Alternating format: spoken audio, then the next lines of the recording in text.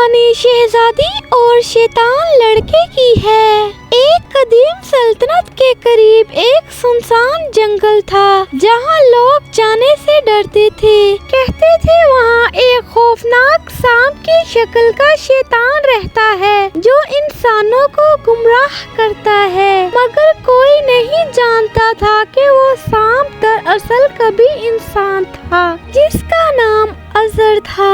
ازر ایک زمانے میں علم اور عبادت والا شخص تھا، مگر غرور نے اس کے دل میں گھر کر لیا۔ اس نے اپنے علم کو اپنی برتری سمجھ لیا۔ اسی غرور کی سزا میں وہ ایک بد دعا کا شکار ہو گیا اور سانپ کی شکل میں قید ہو گیا۔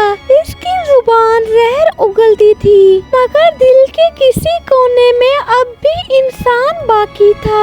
اسی جنگل کے کنارے ایک خاموش سی لڑکی رہتی تھی جسے سب گمنام کہتے تھے۔ وہ کسی کو اپنا نام نہیں بتاتی تھی۔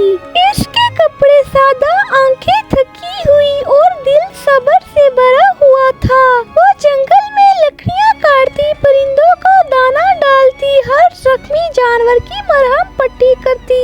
کوئی نہیں جانتا تھا کہ وہ دراصل گمشدہ سلطنت کی اصلی شہزادی الینا تھی، جسے بچپن میں دشمنوں نے محل سے دور کر دیا تھا۔ ایک دن گمنام لڑکی جنگل میں پانی لینے گئی تو اس کا سامنا اس سانپ سے ہو گیا۔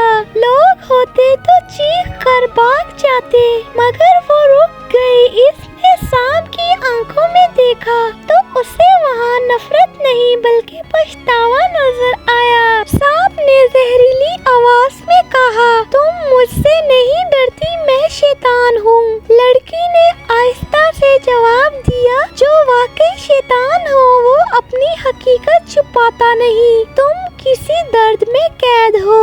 یہ الفاظ ازر کے دل پر بجلی بن کر گرے۔ برسوں بعد کسی نے اسے انسان سمجھ کر بات کی تھی۔ وہ دن کے بعد گمنام لڑکی روز اس کے پاس آنے لگی۔ وہ اسے دعائیں سکھاتی، صبر کی باتیں کرتی اور کہتی، اللہ کی رحمت ہر سزا سے بڑی ہے۔ ازر کا دل بدلنے لگا، اس کا غرور پگھلنے لگا۔ ایک رات اس نے سچے دل سے توبہ کی۔ آسمان میں بجلی چمکی اور سانپ کی کھال ٹوٹنے لگی۔ وہ دوبارہ انسان بن گیا۔ اسی لمحے سلطنت کے سپاہی جنگل میں پہنچے۔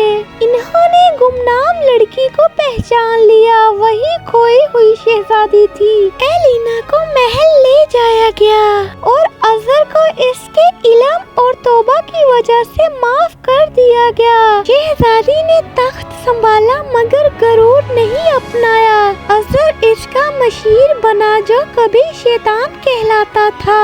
اخلاقی سبق، اصل شیطان شکل میں نہیں دل کے غرور میں ہوتا ہے، اور اصل شہزادی تاج میں نہیں کردار میں پہچانی جاتی ہے۔